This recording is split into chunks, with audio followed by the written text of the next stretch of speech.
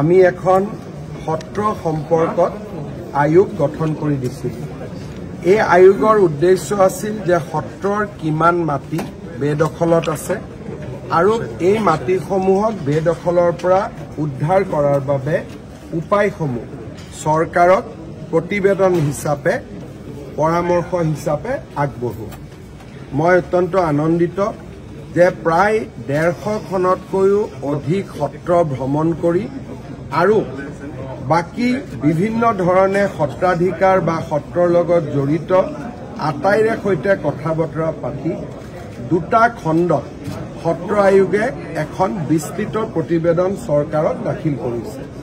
এই প্ৰতিবেদন কেইখন আমি পৰীক্ষাও কৰিম আৰু খুব সোনকালে অসমৰ সত্ৰসমূহক নিৰবিচ্ছিন্নভাৱে সহায় কৰিবলৈ আমি পাৰ্মানেণ্ট আয়োগ এখনত উপযুক্ত বাজেটেৰে সৈতে পাৰ্মানেণ্ট সত্ৰ আয়োগ এখন নিৰ্মাণৰ কথাও চৰকাৰত ইতিমধ্যে আলাপ আলোচনা হৈ আছে, যিখন আয়োগৰ আদালতৰ দৰে ক্ষমতা থাকিব আৰু চৰকাৰী বিভাগৰ দৰে বিত্তীয় ক্ষমতা থাকিব।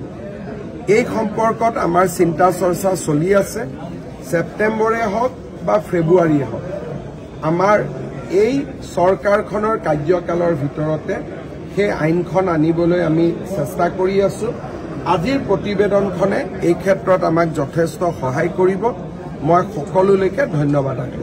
আমি এখন সত্ৰ সম্পৰ্কত আয়োগ গঠন কৰি দিছিল। এই আয়োগৰ উদ্দেশ্য আছিল যে সত্ৰৰ কিমান মাটি বেদখলত আছে আৰু এই মাটিসমূহক বেদখলৰ পৰা উদ্ধাৰ কৰাৰ বাবে উপায়সমূহ চৰকাৰক প্ৰতিবেদন হিচাপে পৰামৰ্শ হিচাপে আগবঢ়োৱা। মই অত্যন্ত আনন্দিত যে প্ৰায় 150খনতকৈও অধিক সত্ৰ ভ্ৰমণ কৰি আৰু বাকি বিভিন্ন ধৰণে সত্ৰাধিকাৰ বা সত্ৰৰ লগত জড়িত আটাইৰে সৈতে কথা বতৰা পাতি দুটা খণ্ডত সত্ৰ আয়োগে এখন বিস্তৃত প্ৰতিবেদন চৰকাৰত দাখিল কৰিছে।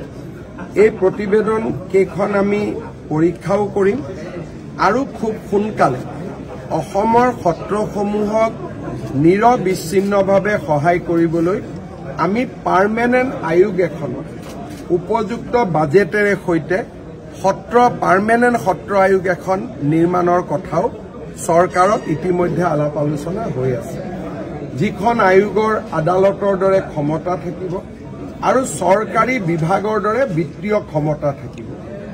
এই সম্পৰ্কত আমাৰ চিন্তা চৰ্চা চলি আছে। ছেপ্টেম্বৰে হওক বা ফেব্ৰুৱাৰীয়ে হওক আমাৰ এই চৰকাৰখনৰ কাৰ্যকালৰ ভিতৰতে সেই আইনখন আনিবলৈ আমি চেষ্টা কৰি আছো। আজিৰ প্ৰতিবেদনখনে এই ক্ষেত্ৰত আমাক যথেষ্ট সহায় কৰিব। মই সকলোলৈকে ধন্যবাদ আছো।